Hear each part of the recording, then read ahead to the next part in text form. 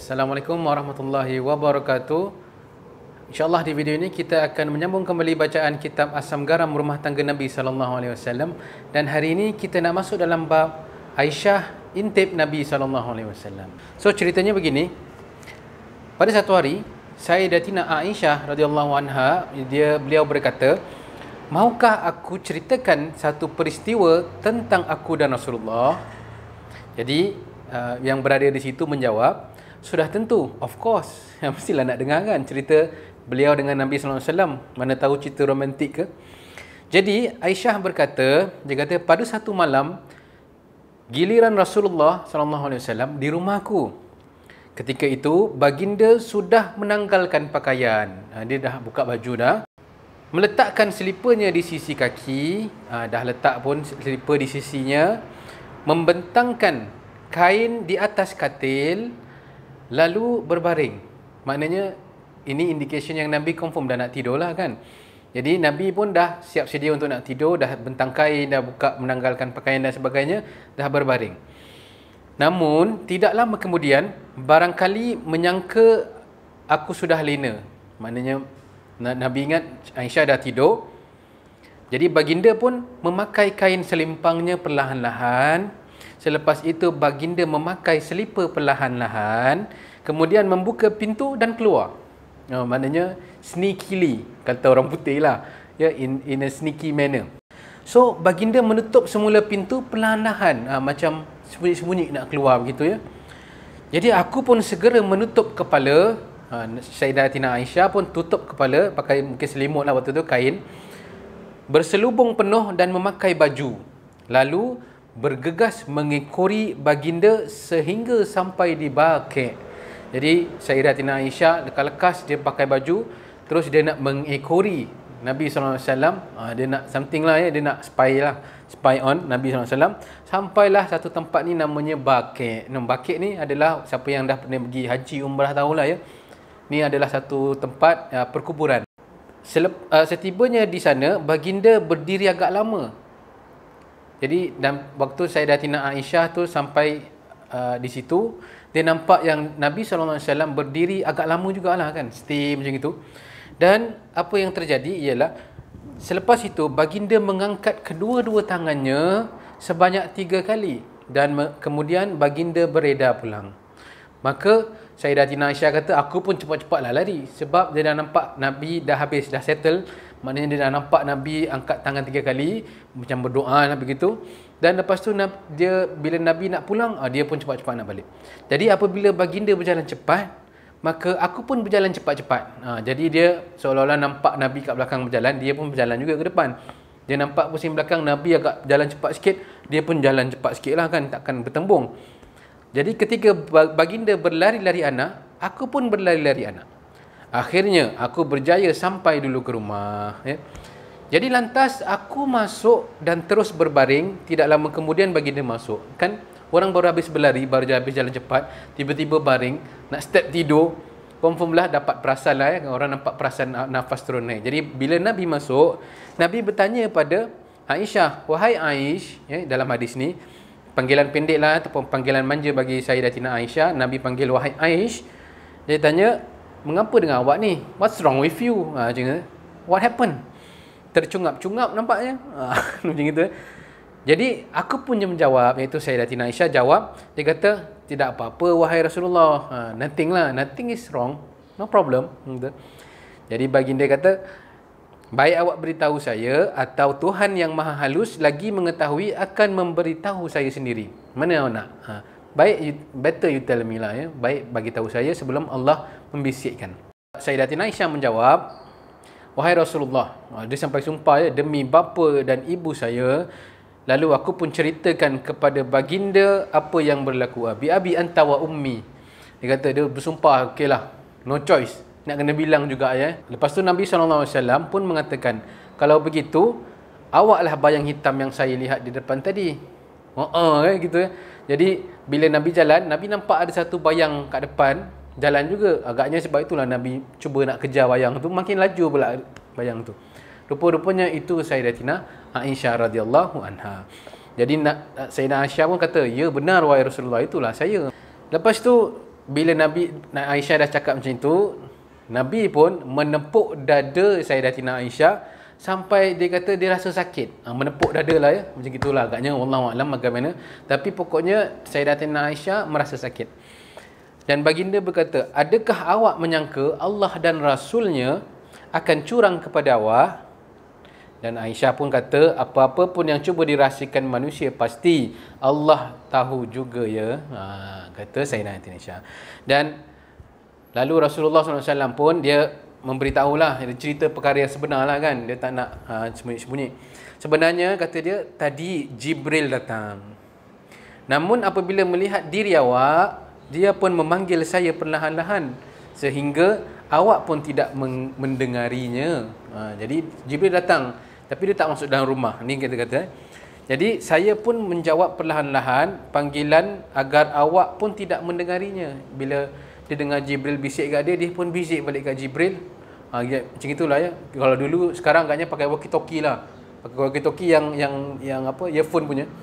Okey. Agaknya begitulah, ini dulu punya teknologi. Dia tidak mahu masuk ke rumah kerana awak sudah menanggalkan pakaian. Aisyah sudah menanggalkan pakaian. Jadi malulah Jibril nak datang rumah.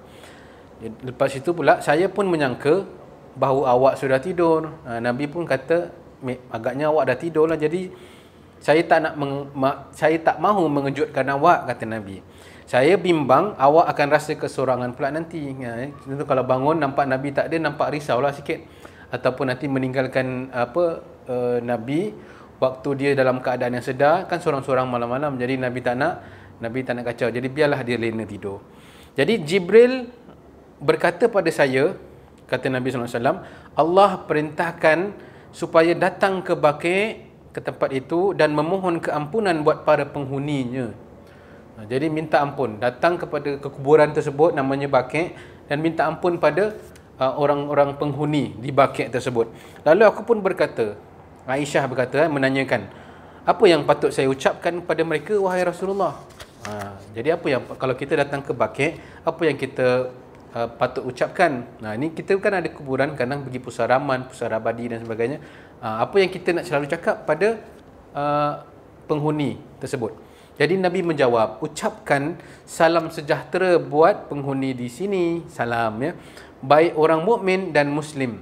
Semoga Allah mengasihi orang yang telah mendahului kami dan orang kemudian, dan kami insya-Allah pasti akan menyusul kalian semua. Hadis riwayat Imam Muslim. So ada beberapa pengajaran yang boleh kita ambil daripada hadis ni. Hadisnya panjang ya. Tadi kita ambil masa untuk baca hadis tadi.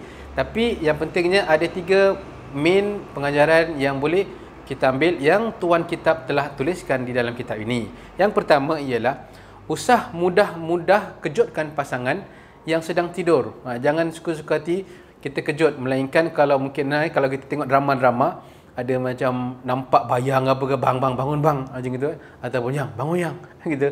Dia macam takutlah kan. Itu mungkinlah, itu kan keadaan kecemasan. Tapi dalam keadaan yang biasa, agak kita nak pergi minum air, suruh kejutkan isteri, suruh dia ambil air apa, jangan begitu. Kata tuan kitab, jangan kita senang-senang nak mengejut pasangan kita yang sedang tidur. Yang kedua ialah berikan penjelasan agar hilang syak wasangka. Jadi kata tuan kitab sini, memberikan penjelasan segera demi menghapuskan syak wasangka buruk juga adalah sunnah Nabi. Jadi sunnah Nabi. Jadi kalau ada isteri kata, isteri tanya, bang bagaimana bang? Jangan sibuk tanyalah. Jangan begitulah, explain lah. Inilah satu orang yang kalau pergi workshop orang kata komunikasi. Inilah dia cara communication supaya menghilangkan syak wasangka ataupun assumptions. Dan saya mengamati perkara ini konsisten dilakukan Nabi. Nabi anytime kalau nak isteri-isterinya menanyakan sesuatu, nak minta explanation, dia confirm akan berikan penjelasan yang betul. Jadi dengan itu kata tuan kitab, maka begitulah hendaknya sikap kita dalam rumah tangga. Ringankan mulut, memberitahu pasangan alasan di sebalik tindakan kita. Bukan lagi apabila ditanya, abang ke mana lewat ni, lalu dijawab, adalah. Jangan kita, abang isteri tanya, bang gimana dah lambat macam ni dah, nak keluar bagaimana, adalah, jawab, jangan sibuk ambil tahulah. Kan kita tanya biasa begitu. Jangan, ya, bukan sunnah Nabi. Yang ketiga ialah tidak mengapa untuk selidik pasangan. Kita nak spy ataupun nak selidik dan nak cari tahu. Tidak mengapa, kata tuan kita. Dia katanya ialah pada hari ini ragamnya mungkin berlainan namun tetap sama. Antaranya pasangan curi baca mesej dalam telefon. Telefon suami atau telefon isteri, kita curi mesej, kita tengok ini siapa yang mesej ni kan. Nama lain macam je. Ada pakai huruf A pula, satu A gitu kan. Wallahualam. Jadi tidak mengapa hal ini sebagaimana yang dilakukan Sayyidatina Aisyah. Sayyidatina Aisyah sampai keluar rumah ikut Nabi SAW sampai ke Baqi' gitu. Jika tidak boleh, tentu Nabi jelaskan hukum larangannya dalam peristiwa ini. Mesti Nabi kata, awak jangan ikut saya. Tak boleh ikut macam itu ya.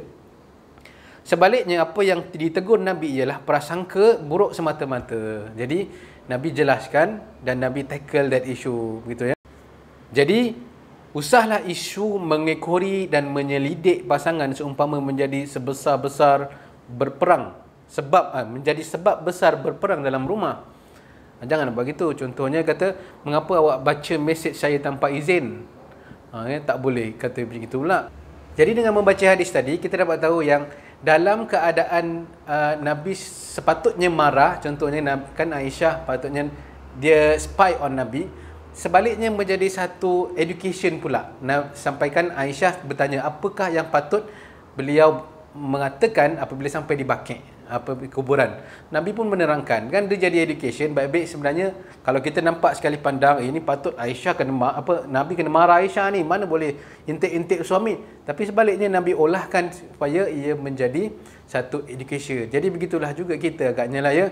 Kalau kita ditanya isteri nak pergi mana, kalau adalah tak jadi apa-apalah, kita jawab begitu saja. Tapi andai kata kalau kita kata adalah ni nak jumpa seorang kawan ni, nak cakap pasal insurans ke apa dan sebagainya kan, insurans ni macam mana, apa plan dia, saya pun ada kawan juga, dia jadi perbincangan pula lepas tu. Jadi saya ingat kata tuan kitab tadi, beginilah hidup berumah tangga lah ya. Seorang pasangan yang berumah tangga harus ringan-ringankan mulut untuk mengeksplain ataupun berkomunikasi. Dan itu sajalah yang dapat kita kongsikan pada video ini. Terima kasih kepada anda yang sudah menonton video ini sampai akhirnya. InsyaAllah kita berjumpa lagi di next video. Assalamualaikum warahmatullahi wabarakatuh.